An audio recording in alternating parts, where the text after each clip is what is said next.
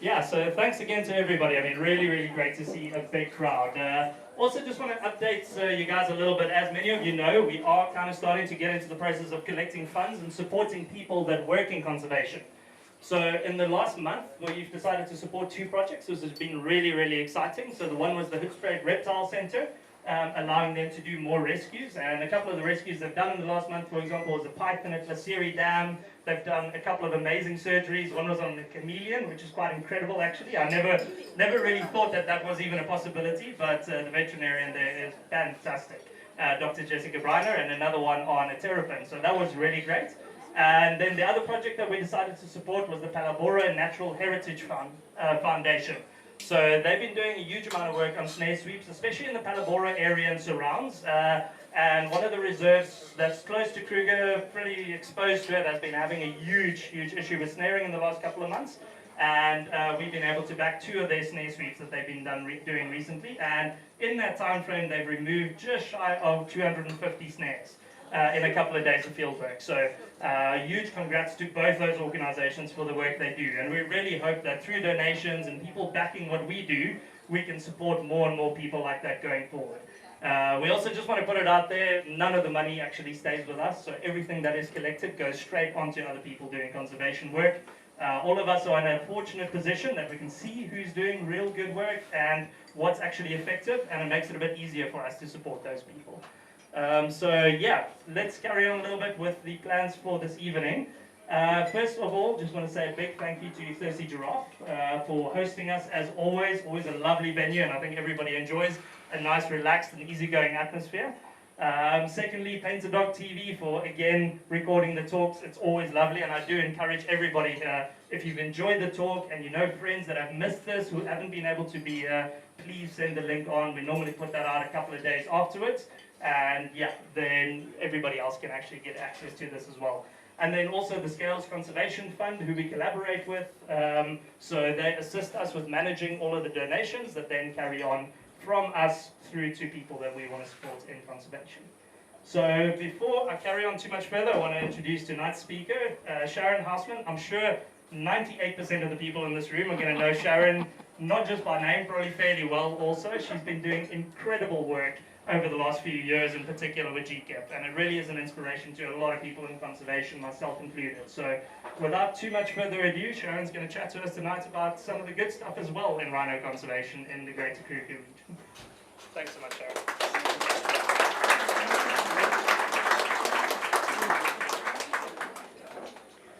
Thank you, John, for that lovely introduction. Good evening, everybody. It's first time ever I've been told I have to have a glass of wine while I present my talk. So I'm loving this. Thank you, John. Thanks, Carl. Thanks, Lee, everybody, for organizing these events and for giving us the opportunity as GKEPF to speak to locals. I think probably the most important audience in our line of work. We're all one big community. We're all invested, all live here, and the local community is extremely important to us at GKEPF. So I'm going to kind of run through. It's a very difficult task tonight because usually you have speakers here that do really exciting things like operate on chameleons. I mean, how can you compete with that? And wild dogs and leopards and elephants and all these fantastic things. Our job's a lot more boring. It's governance and it's structure and so it's a difficult topic to make really interesting. And there's a camera on me, so I can't tell you any rude jokes. But please bear with me. Hopefully you'll find it informative. I'm going to try and get to the end. You can ask me any question apart from rhino horn trade. So we're not going to discuss rhino horn trade tonight, simply because I think once CITES maybe, if ever, possibly not passes that, we can have that discussion. So let's rather talk about things that we can influence, can do, and have a local interest in. Then, although I know it's a topic most people enjoy, but keep it for your braai. So the Greater Kruger Environmental Protection Foundation, with the acronym GKEPF, I had nothing to do with it. It's an absolute nightmare especially when you're relating to foreigners. But that's exactly what we do. That's the foundation, the Greater Kruger Environmental Protection Foundation. I'll give you a little bit of background and then go into what we're about and what we do. Is the sound okay? Everybody can hear me. And if I look around the room, and I just see all the doctors and all the vets and all the wonderful local people doing amazing work, I think it's more daunting than standing in Parliament giving a talk there. Much better audience, indeed. Absolutely. So GKEPF was founded in 2016 by all the private reserves on the western flanks of the Kruger National Park, as well as Garangani, which is a 150,000 hectare reserve in Mozambique on the eastern boundary of the Kruger National Park. The area of influence basically stretches through the IPZ and the JPZ. That's the areas in Kruger below the olifants, basically the rhino dense areas. So the talk tonight will be very rhino-centric. GKEPF was founded because of the rhino crisis, and we'll go into that. But it has obviously evolved over the years. And rhino is simply a proxy of the challenges we can face in this conservation area. So although it's very rhino-centric, and the topic for tonight's rhino conservation, the reach and the efforts, and certainly the strategy behind GKEPF is much broader than just rhino. As I said, it was directly established in a direct response to rhino crisis with the aim to form an interdependent strategic alliance to align responses, communicate effectively, and unify the approach combating wildlife crime in the Greater Kruger region. So you have all these, and I'm going to move on to the next slide, so we're going to get a picture there. That's basically, I think you're all familiar with the region. You can see Salati, Bululi, Klaseri, Umbabat, and then the kind of Olifants River flowing through the Kruger National Park to the north of Garangani, and then that region south. So we're formally mandated by the private reserves through the Great Limpopo Transfrontier Cooperative Agreement, the formal cooperative agreement with Sandparks. So Sandparks is a strategic alliance to what we do. We formally mandate to do what we do in this Greater Kruger landscape. Covers an area of about 450,000 hectares of private land, open obviously to Kruger National Park, that we all know is close to 2.5 million hectares. The private reserves just all indicated there. All of it an open system, except Salati, of course, the R40, etc., separating that. But once again, it's part of GKEPF because our threat is the same. And then also members like Kapama, etc., which are formerly members of the organization.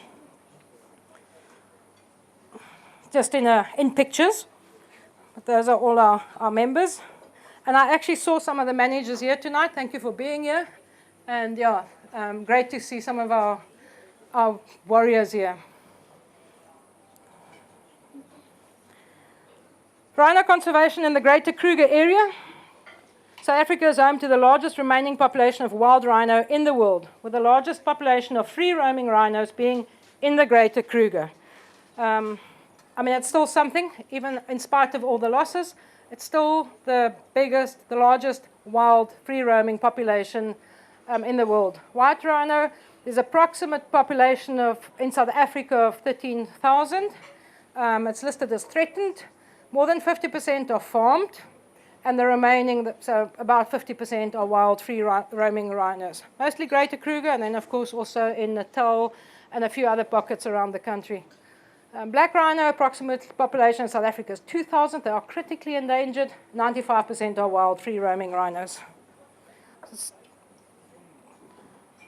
Why do rhinos matter? A lot of people actually ask this. Why all these efforts to save rhinos?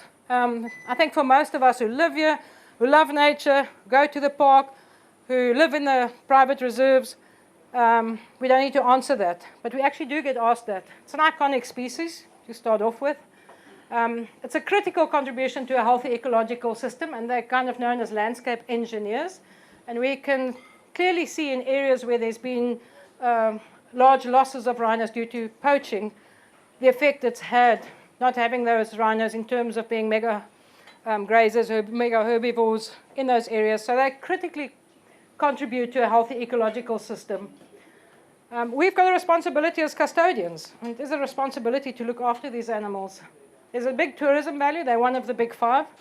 This area is the most visited area after Cape Town in South Africa. If we remove one of those big five out of the big five, it's going to be a different picture.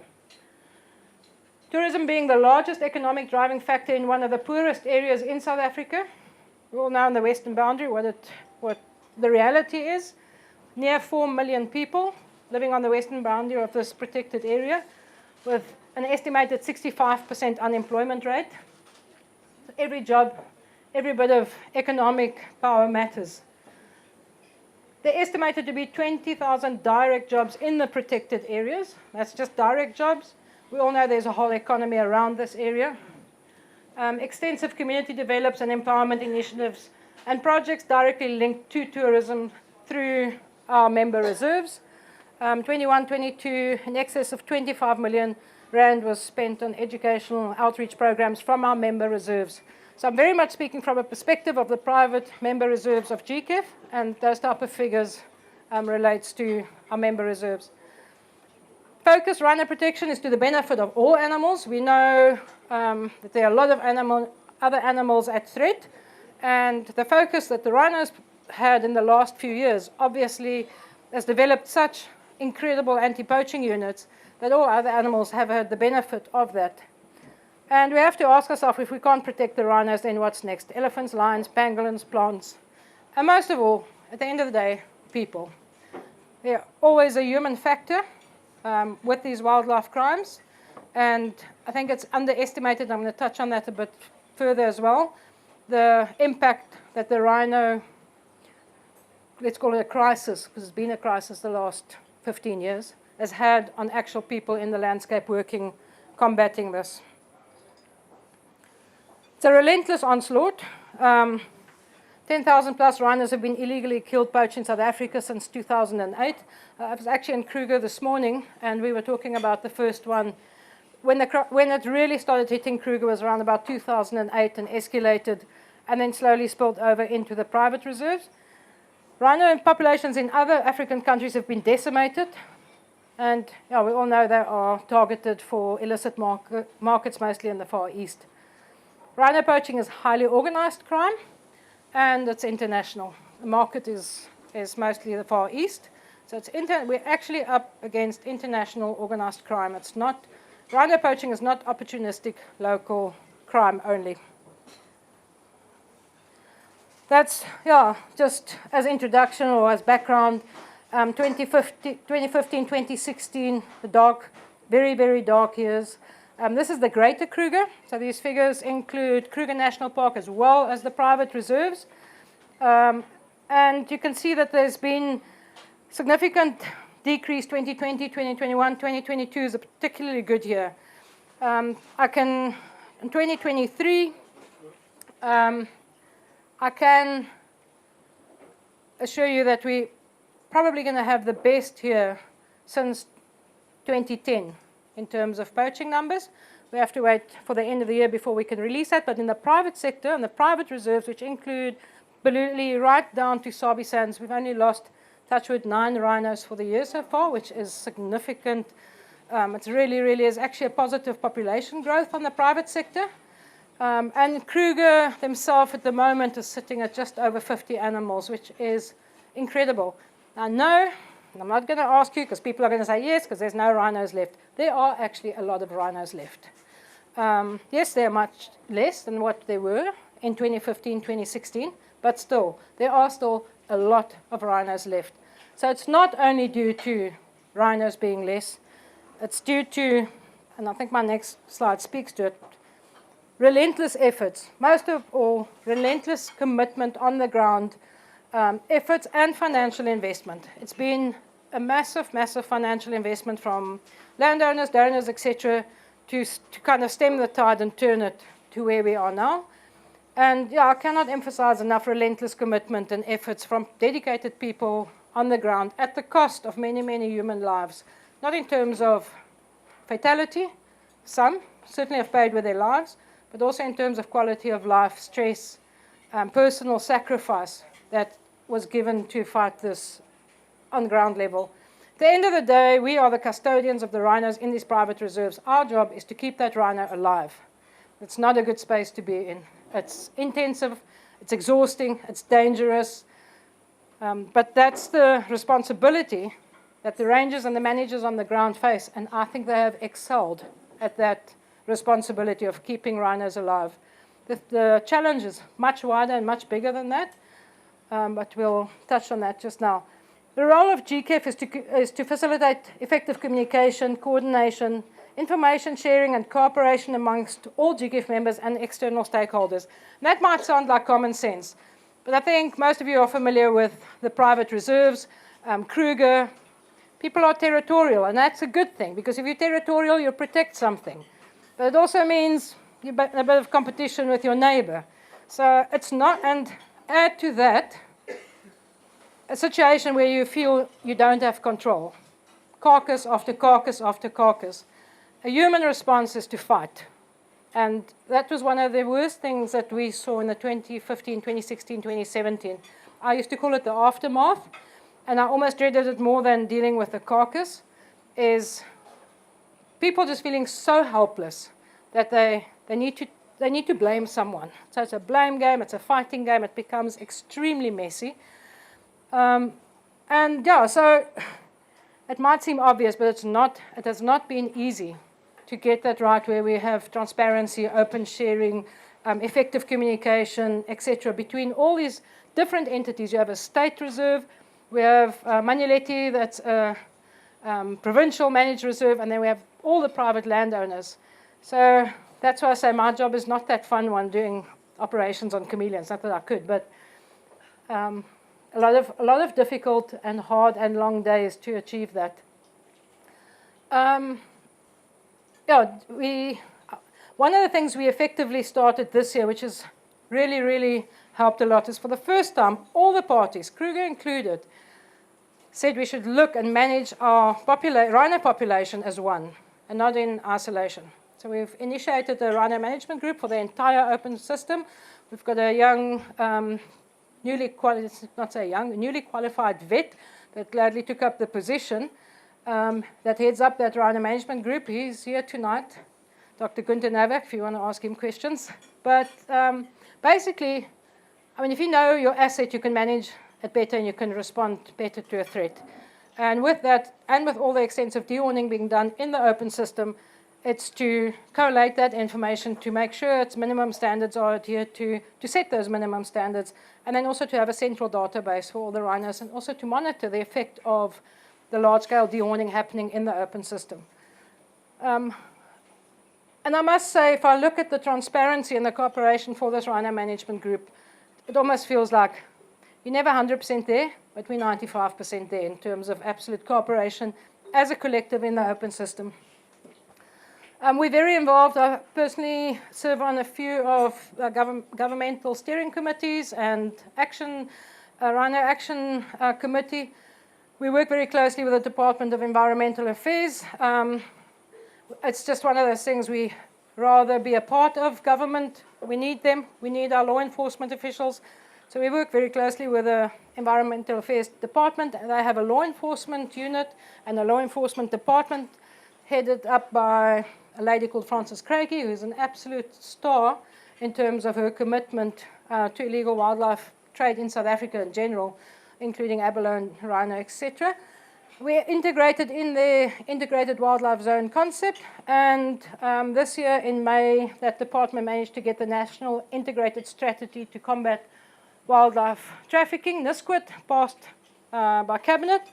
So that's a national strategy that's been developed, been passed by Cabinet, basically aligns all departments, border controls, police, DFFE, etc., to combat illegal wildlife trafficking with one strategy and not operating in silos, because that is unfortunately how it was. We're very excited about that implementation. Devil is always in the detail, but we are part of the implementation of that in this area. We formally engage with, like I said, provincial, national, and international parties and alliances, and our government. See, Lyle is here tonight. He's checking on me and what I'm saying. Lyle, you're going to co-host with me. But yeah, we have a very good relationship. Obviously, as like I said, these are our partners in what we do. So we work very closely with our provincial authorities, as well as our endangered species, SAPS people, etc. These are our partners in what we're trying to do. Our role is not operational. We don't have a little SWAT team, although I did have the occasional dream about that. We don't have a little SWAT team going out. GKEPF's role is very much strategic. It's basically that layer above the reserve's own operational efforts. So it's strategic development of proactive wildlife crime prevention, trying to take the whole fight against rhino poaching out the reserve to a level beyond the protected areas. We're very focused on holistic integrity management. There's a lot of work being done with that. And that doesn't just mean polygraph testing. Most of the private reserves have adopted polygraph testing with the right policies and legal parameters in place. However, we're starting to do a lot more in that regard, such as we've just this year alone trained 250 rangers financial literacy classes. The corruption always comes through money, and after engaging with a lot of people extensively, there's a lot of work to be done in that regard to actually give people the tools to resist going to loan sharks and just making them understand what it means when you go to a loan shark and you're paying 50% or 100% interest. A lot of these people don't have a concept of interest, let alone what 50% interest means. So they dig themselves into holes, and corruption creeps in that way. So we're really looking at more holistic approach to address those driving factors of corrupt internal involvement and corruption. Dewatering has been a significant change in the Greater Kruger. However, dewatering alone is not the answer, and it's certainly a last measure. What dewatering has done, it's given most of the reserves, and certainly Kruger, an opportunity to take a deep breath, take a step back, really analyze what they need to improve on, where they need to focus on, and that's been done. And I think that's been a success in the private sector as well, is the commitment and the development of all the other efforts to combat the rhino poaching while there's at least breathing space. When you are fighting 5 incursions a night and carcass after carcass, you cannot step back and think of... And dewatering has really been a game changer in that respect in the Greater Kruger area, is to just get the response. And this area is...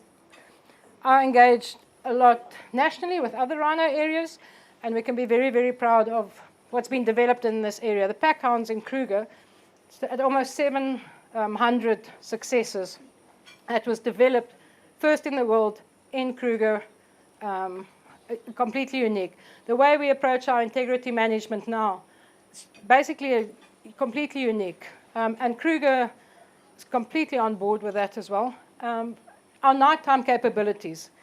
Poaching happens at night, doesn't happen in the day. And while dewatering is given the space, our nighttime operational capabilities have been developed through our own local people on the ground. So we can be very proud of what comes out of this area in terms of combating the rhino poaching. Obviously, a lot of investment in perimeter security, surveillance through technology. I'm not going to go into a lot of detail for obvious reasons, but we have invested extensively in technology that not only benefits the protected area, but benefits the community at large. And that's been, in the last 3 years, GKEPF has invested more than 30 million in technology that kind of assists safety and security in the whole area, more than just the reserves. Access control to the reserve, something that we continuously strive, and I think everybody can tell their story about Kruger Gates. We are working very closely with them to improve that you don't just drive in and out of open. And Kruger is open to that. We have these frank discussions. There's a lot of work to be done, but at the moment I have the most, and I know this is something that always comes up, and we all love Kruger, and we're all very close to it. Kruger is in the most positive trajectory it has been, I think, in the last 2 decades. It's incredible leadership. There's incredible head of Ranger Services, Kathy Dreyer, a lady from the Eastern Cape, who is as capable, and she's just phenomenal. I listened to her again this morning, and what she's doing in that place, if ever there was significant hope, it's now. She's a phenomenal, phenomenal, strong woman. And the same with the new appointed ME. They really, really, what I like about it, they are very strong operational people and now in leadership positions. And that's what it takes to turn dynamics around. We all know, I mean, Kruger is, it's dear to every South African, and certainly for us living here. But I think with a mix of the older generations and new generations coming in, I'm positive about it. And I think there's still enough old knowledge left there vested in people like Stephen Whitfield and Don English and some of the other rangers that's been their whole life and accepting, the change and young and upcoming people. I am positive, I'm very positive about where Kruger is and where they're going. And certainly that's extremely important for us as private sector because these are our open system partners. What they do affects us and what we do affects them greatly. We do quite a bit of research and we support various research projects. I'm not going to bore you with all of that, but there's quite a few research projects that we support in various ways and some research that we've conducted ourselves recently that I'll touch on just now. Developing and capacitating the next generation of custodians, a lot of continuous ranger training, and skills over and above just, apart from like the financial literacy, etc., we do first aid training and we do, most importantly, legal training because you're basically taking people, putting them in an illegal environment. When someone's about or poaching a rhino, he's conducting something illegal. So your ranger's got to respond within legal parameters in a life-threatening illegal situation. And these are not easy situations and not kind. Your life's a threat. It's usually dark. It's messy. It's aggressive. So we do a lot of legal training with our field rangers to give them those skills. And I must say, we've had some incidences in the last few months, and we've been absolutely complimented on the way the rangers have been successful, but also conducted themselves at being successful. I think we do critical data management as a collective for the whole area. And yeah, we support a lot of actions leading to socioeconomic beneficiation of local community stakeholders, and we'll touch on that again just now.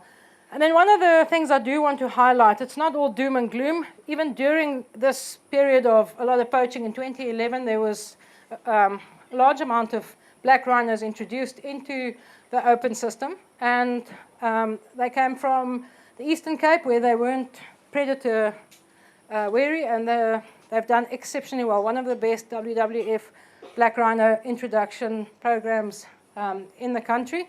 So we're very proud of that. And those are things that we cannot publicize too much, but there are really good news stories in this area as well. That's in a summary what we do, but I'll just touch on a few things that we haven't mentioned. We have a light aircraft, a Savannah. We have a permanent pilot. He's also here tonight, Graham.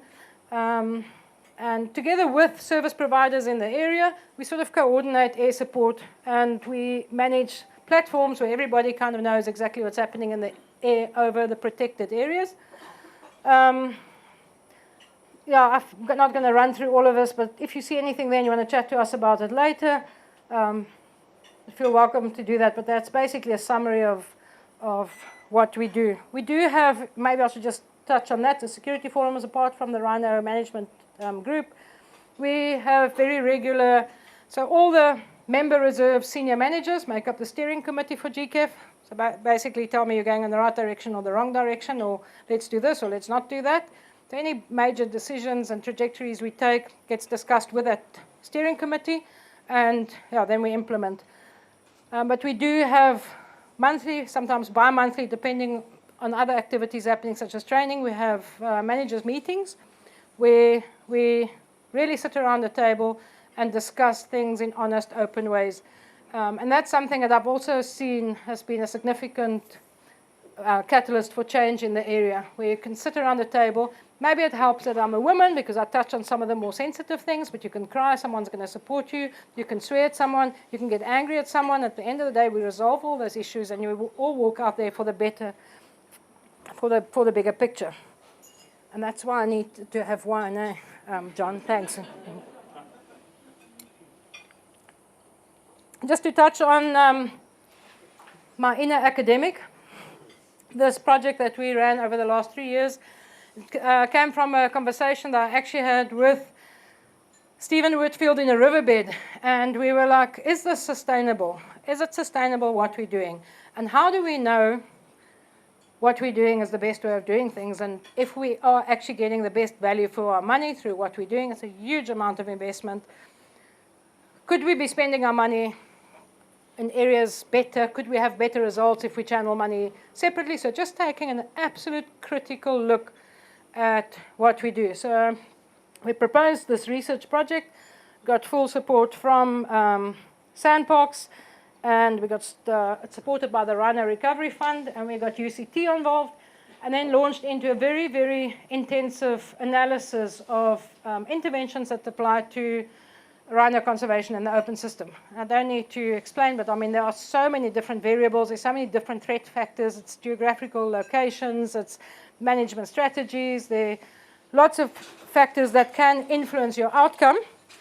But after 3 years of data collection, and I think I'd like to emphasize the transparency and that went into this project, where reserves and Sandparks actually shared financial statements, budgets, and we drilled into all the detail of this. It was the premise and very blatantly put is rubbish in will be rubbish out. So we wanted to make sure whatever goes into it is verified and quality so that we can get a quality product.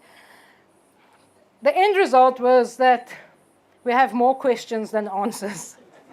It was a mammoth task to attempt, but we did, and I'm just going to touch on it, and it's basically the million-dollar question. Over 1 billion rand, over 60 million US dollars was spent on several different rhino protection interventions in the Greater Kruger over 5 years. So the project period was just 2017 to 2021, because that's when we could collate credible data from those reserves. And I'd like to highlight as well that a lot of donor funding, a lot of donor funding was not captured in financial statements, etc. So this is a very, very modest minimum of investment that's gone into, let's say, rhino protection. We estimated, and we debated this at length, probably if we didn't have the rhino crisis, we would have sat at about 60% of the investment for security in any case. But there's certainly a significant amount that was added because of the onslaught on rhinos. So Project Fire asked the question, which intervention had the most impact and which were most cost efficient? At the end of the day, bang for your buck. And the goal was to inform strategic decisions around investment into rhino conservation from local to global levels. It's from your landowner paying levies right through to your donor wanting to make a difference. We took a two-pronged approach, and sorry, that looks a bit funny there, but don't know why that is. And this has actually got so much attention from academics throughout the world because it's not the norm to want to combine manager insight and operational experience with robust statistical analysis. And it was not an easy task, but very stimulating nonetheless. We wanted to make sure that the outcomes of this project, that both parties agree with that. Because so often the academics would publish something and managers would look at it and say it's absolute rubbish, or vice versa. So that was our goal, because both have strengths and limitations, and both are needed to generate clear evidence and insight. I'm not going to run through all the writing there, but yeah, I mean that slide alone was about 6 months' work. And then, yeah, as with any good research, is interventions, hypotheses, success measures, barriers and limitations. So all these things were taken into account, quantified. How we're actually going to get to the answers that we wanted to. There is a public release on this, so if this triggers anybody's interest, I will give the link later, and we're happy to share that. And yeah, the cost analysis was very important, critical. It was nice to just tease it apart and actually look at costs, and also, you know, for all the criticism Kruger gets, the actual state investment, this was state investment, is massive without the donor funding. And then, yeah, the effectiveness, and this is where it got really messy. The only intervention that had a very, very clear statistical evidence of effectiveness was dehorning, without doubt. So for dehorning, the full credible interval is left to 0, which indicated a very strong evidence.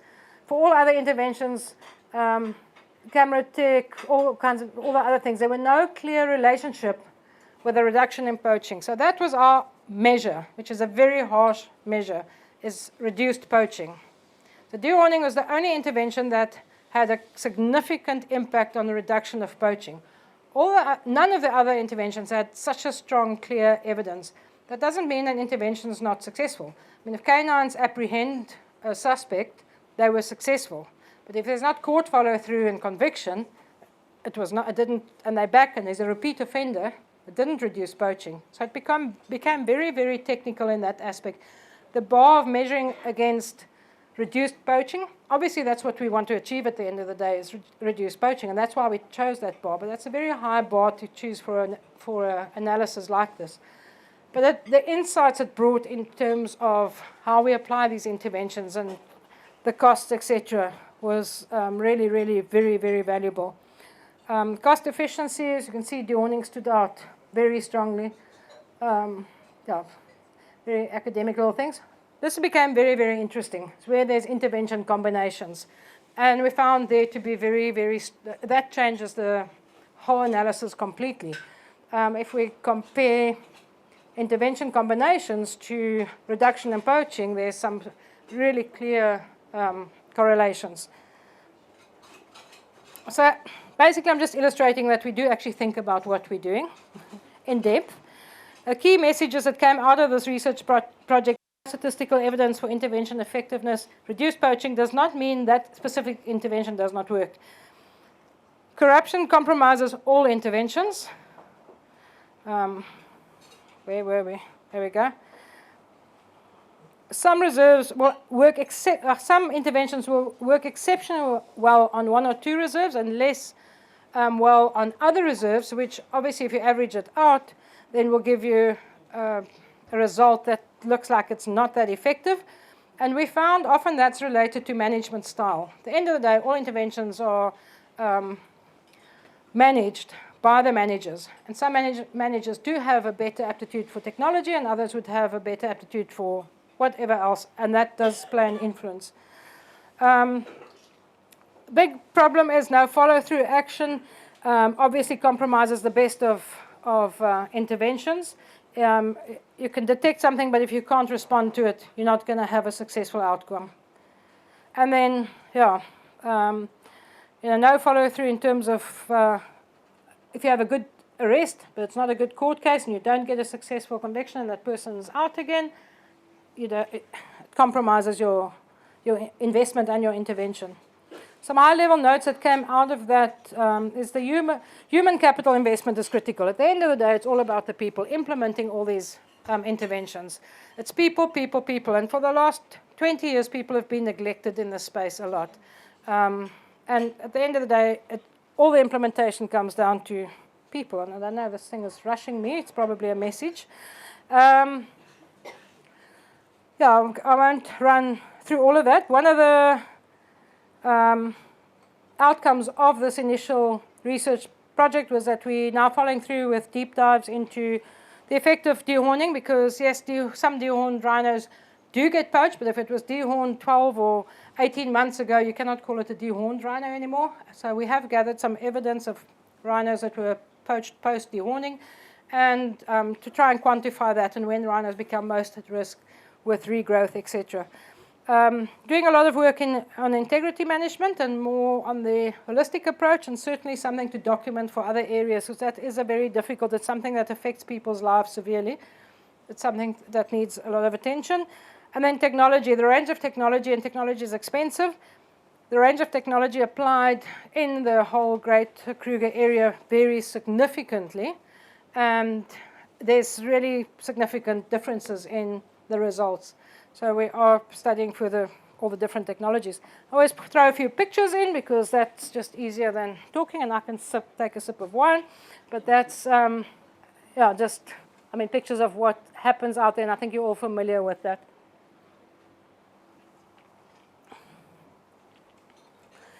And while it ranges and what they do almost been glamorized, and we always see this term hero, and I have a bit of a personal bugbear with that I'm going to share with you.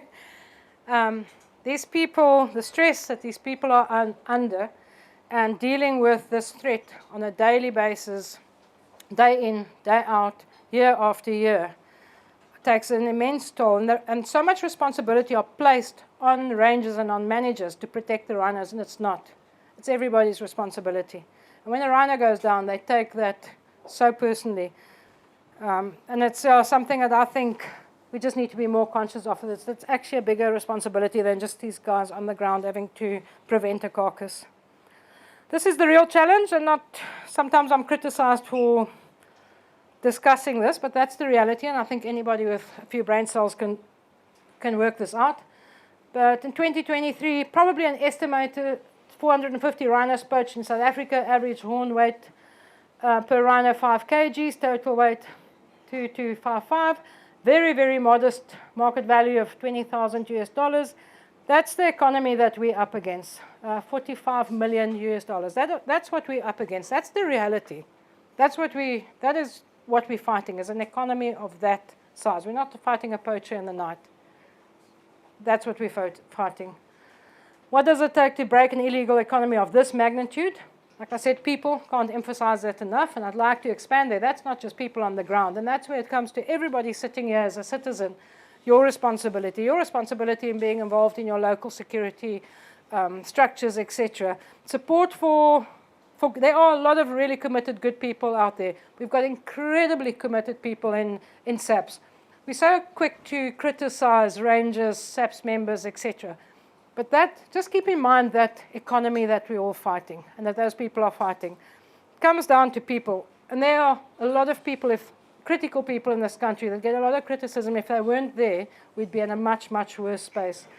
Then, as I said, the multidimensional strategy, NISQUIT, we are optimistic about that, and I certainly will give it full support from GKEPF side to achieve what we do. At the end of the day, it's discipline, cohesion, integrity, and respect. And it's all old school values, but that's what carries people through a crisis. I always put this slide up because that's what it's about. It's a land of milk and honey. That's why we live here. We all love those sightings. It's fantastic. It's what the tourists flock to come and see. That's what brings people together. The reality is that we cannot look at this in isolation. We cannot think it's about the animals only. That's our boundary areas. It's peri-urban areas with a significant amount of people living there. We don't need to go into politics, but we all know the lack of support in a lot of these areas, and lack of resources, lack of water. We recently one of the research campaigns we supported was actually a socioeconomic impact assessment of the areas, and water is a huge, huge, huge issue. And if you are concerned about water, you are not going to be concerned about what's on the other side of the fence. You have real issues to be concerned about. The crime in these areas are horrific. They have their own challenges. And I'm just putting this up there to say that we're extremely aware. Like I said, this is a very rhino-centric talk, but we're very aware of the bigger challenges in this landscape. And while we can't do what maybe we'd say government's supposed to do, we certainly can be agents to drive change. Programs, I think we all know there's incredible programs in this area. Mike, I have to mention you, just someone that came in and just did it. And there's a lot of programs in this area that adds meaning to lives where it's needed. So if you want to make a difference, support these programs. Get those programs. There's a lot of local programs that are amazing, and we need them. We need to drive the positivity throughout the landscape. I think, let me just see where I am. I'm almost at the question time. Yeah. Our website is, on the website there's our little academic paper, and then something that I would urge everybody to go and read if you live in the area is on the Enact Africa website, a paper by Julian Rademeyer, Landscape of Fear, Crime, Corruption and Murder in the Greater Kruger. And that will highlight that rhino poaching is not a problem in isolation. It's linked to a lot of other organized crimes, and I think it's just a good piece to read, to be aware of. It's a much bigger problem than just simple poachers coming in at night. At the end of the day, I'd just like to mention that GKEPF is an organisation, obviously with members, like I said, our member reserve landowners, most of all, that support us, support our organisation, that support the larger strategy, all the managers, their operational teams on the ground. It is an absolute privilege to work with all these people, and the commitment's incredible. We live with that I mean, it's wonderful. It's a minefield. We all know private landowners. It's fantastic. But the commitment is there, whether it's through conflict. And I always say the good thing about conflict, it makes sure that you're going to have the best outcome. If nobody challenges you or there's no conflict, maybe your thinking wouldn't be as robust as it should be. So for all the conflict and sort of disagreements, the outcome is extremely positive in this space.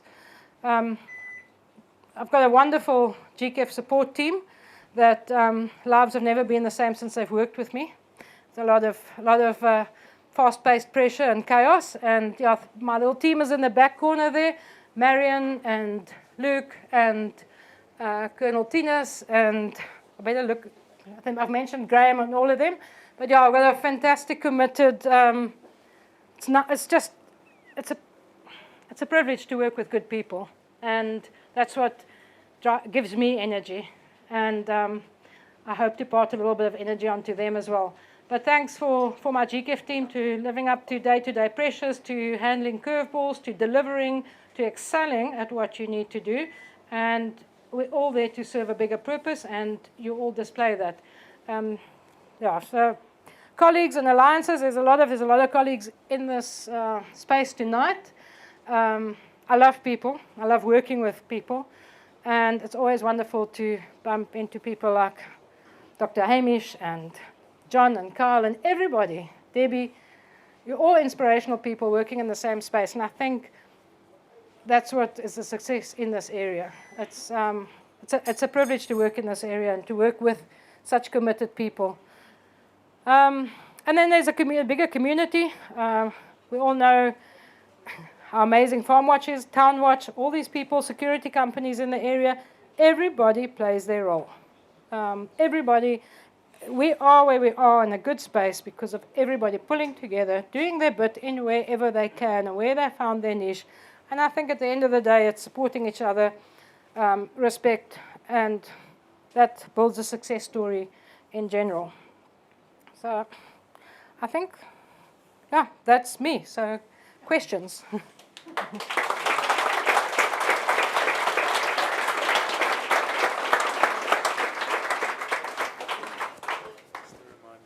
Firstly, I just want to say massive thanks to Sharon. That was incredible. As I say, as somebody who works in conservation, I know there are incredibly few people that actually have the capability of bringing organizations and reserves together in the way that she has.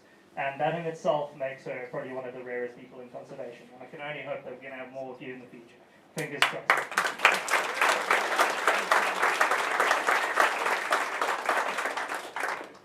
So yes, we do have a few minutes for any questions. Sharon, I'll just ask, if anybody asks a question, if you can repeat it into the mic, just so that the camera and everybody else can hear.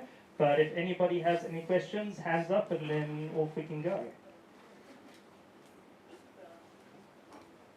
Have you done a study on the dehorning, what impact it has on the tourism of the people coming to visit us? I mean, I want to come and see the picture, Rhino, horns, you come here, it looks like a car. Does it have an impact on them or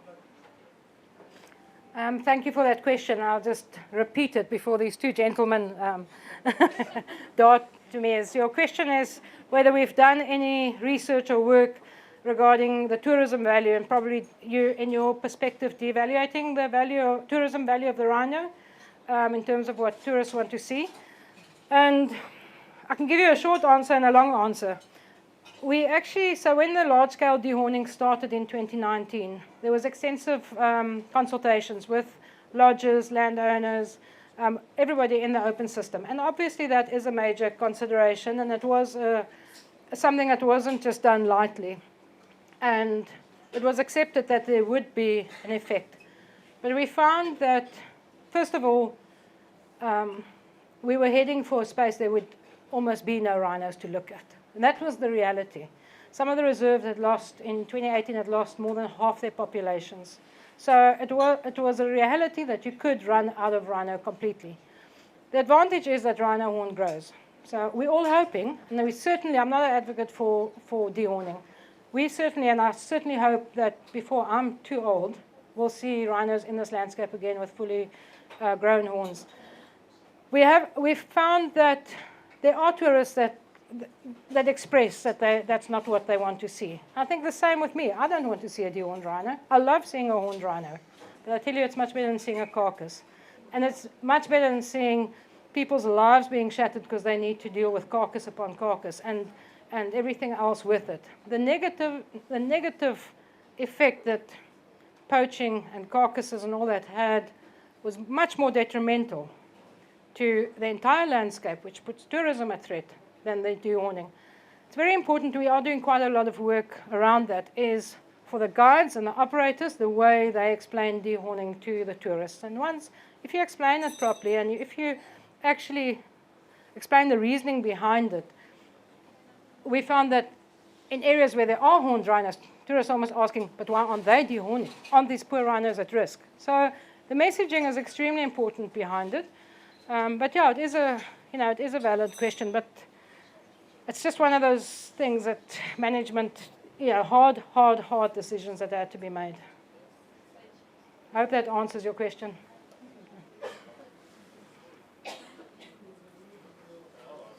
You're going to ask a trick question. Of course, need one little tricky question. No, I'm joking. My question's more, I know this is very much rhino focused, and GKEPF is more than just rhinos. My question is more along the lines of, at the moment, all the big animals and the rhino crisis, for example, is focused within the reserves. But are there any protocols or plans in place with GKEPF for, and this is my biased opinion, for species that boundaries are less, it's not an issue for birds, for example, for vultures, for ground hornbills, biased opinion, like I mentioned. Are there any protocols or plans in place, for if this becomes a massive issue, which it obviously is, to try issues beyond protected areas? Do you kind of get what I'm saying? Okay, Carl, if I understand you correctly and repeat the question, you want to know how old I am? Sorry. I trust you to ask a really, really valid and excellent question. If you look at our founding document and our board charter, it actually says to combat illegal wildlife trafficking in the Greater Kruger region. So yes, obviously the mandate and the objective is much wider. It has become very rhino-centric because that's the crisis we were managing at the time. And as I've said before, within our reserves, all the animals get that benefit. I think once we're on top of that, we can start exploring. And actually earlier tonight I had a discussion with John. We're very, very concerned about poisoning, and that has a far-reaching effect way beyond protected areas, etc. And I said to him, we need to do more work on this. We need to get together. So we certainly... at this stage, we engage a lot with other protected areas in terms of combating whatever illegal wildlife trafficking is happening in the area, and then also on a national level. So yes, it's definitely there.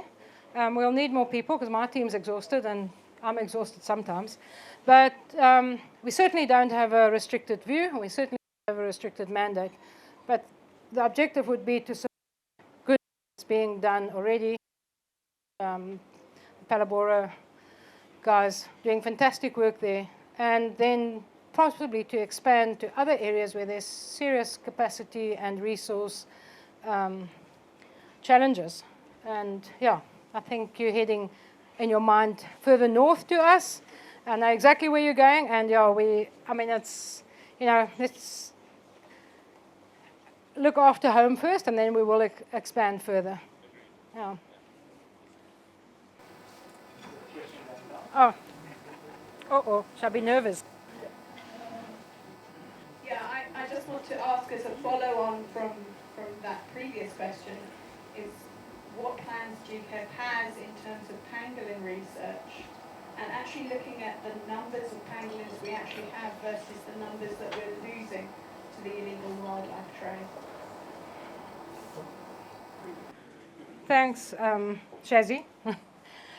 I think pangolin is something that There's a lot of good people working in that space at the moment. We certainly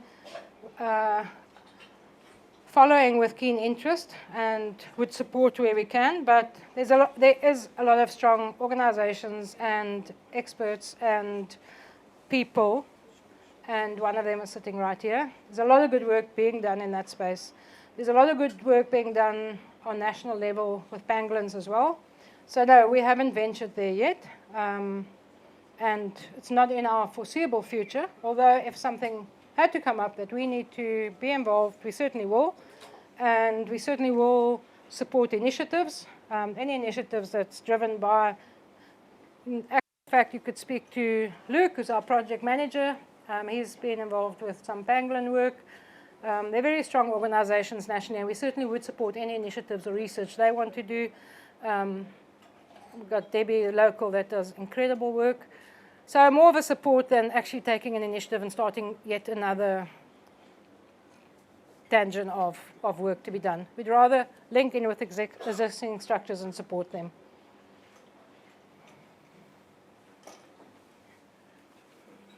Recently there was a thing about a farmer in Limpopo that gave us 2,000 rhinos the reasons. Can those be redeployed into a national park environment, or should they be farmed as such and now they're in the wild? I love your question. So the question for the camera was relating to 2,000 captive bred or farmed, not all bred, but some of them introduced, 2,000 rhinos from actually Northwest Province by a private rhino farmer, obviously with the objective to sell horn. And that project has recently been bought by African Parks. I mean, that's media, it's in the public, it's been released.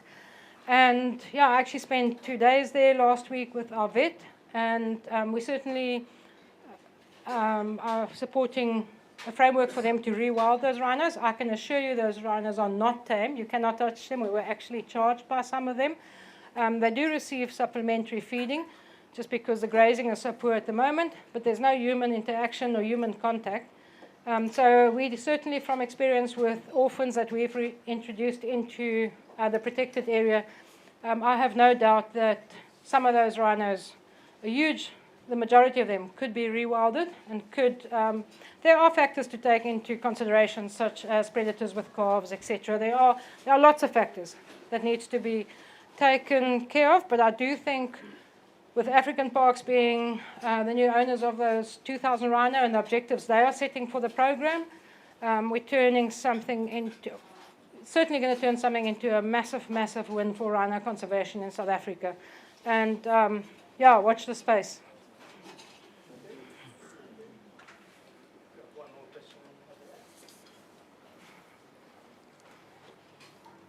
Oh, Harriet. I didn't want to ask a question, I just wanted to say, as an ordinary person who chose to move to Hoedspruit, a massive thank you for what all you and all of your team do. And I think this talk tonight just gave us a little insight into what you're dealing with 24/7 and all the cuck that you deal with. You know some Afrikaans. All the stress, all the egos, all the politics. Thank you from ordinary people. Aww.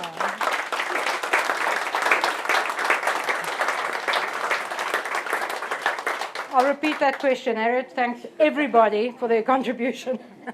Harriet, thank you. You're not supposed to make me teary, but it is a privilege. One last question, Sharon. How old are you? Don't look too bad for 28, do I?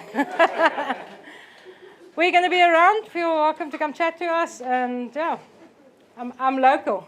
I love speaking to people in Pick and Pay.